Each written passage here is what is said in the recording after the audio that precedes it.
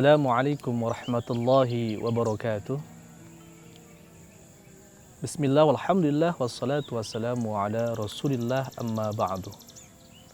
Sahabat muslim yang insyaallah dirahmati, dicintai oleh Allah subhanahu wa ta'ala, menata lisan, menata hati agar semakin jauh dari keraguan, jauh dari kata-kata dusta, nista, tentunya punya ikhtiar dan ikhtiar yang lebih kuat lagi.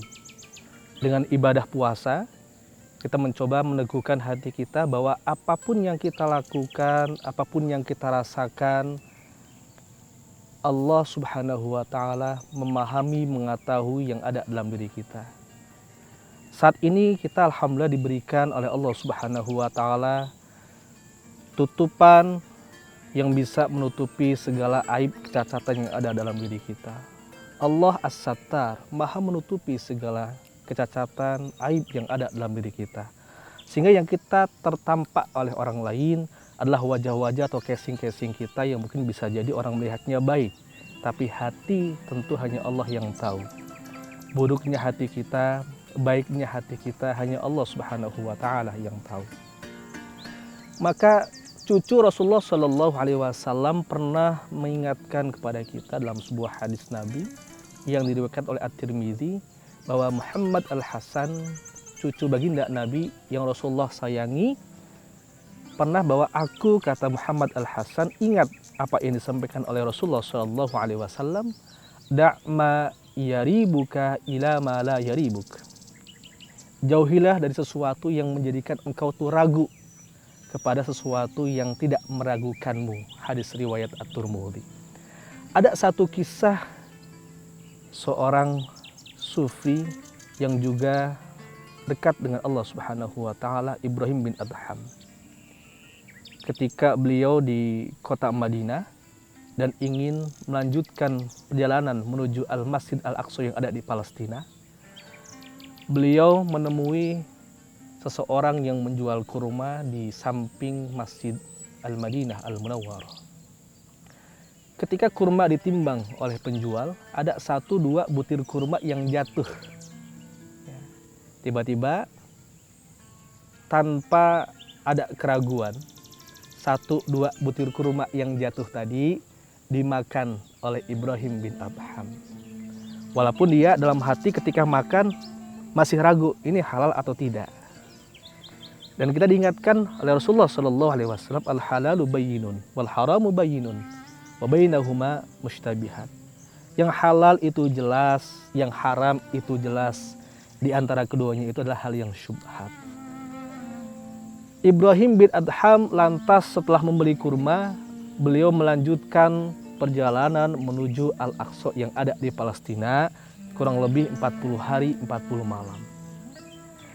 Ketika sampai di Masjid Al-Aqsa di Palestina, apa yang dilakukan oleh Ibrahim bin Adham? Dia memperbanyak ibadah, taqarrub ilallah, dan bermuhasabah.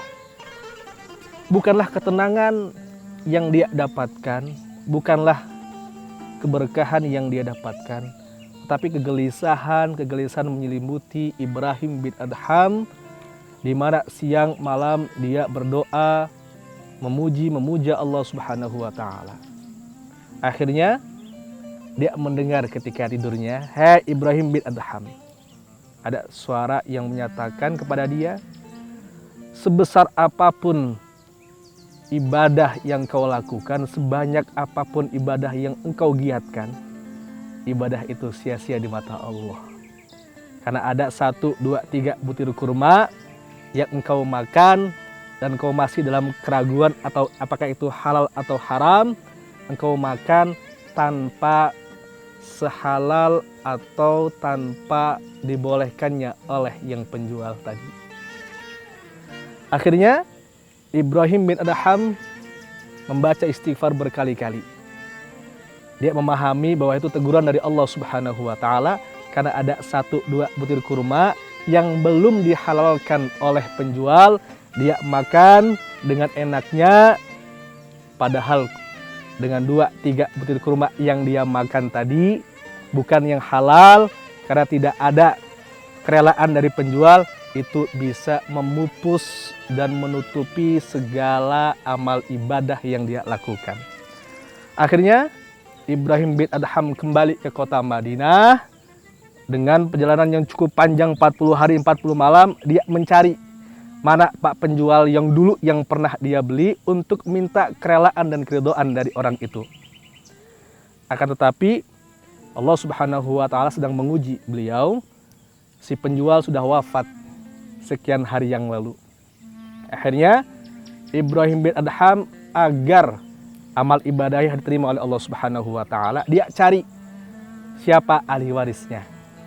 Akhirnya ketemulah salah satu ahli warisnya dan Ibrahim bin Adham meminta ridhanya atas 1-2 butir kurma yang dulu pernah dijual oleh ayahnya.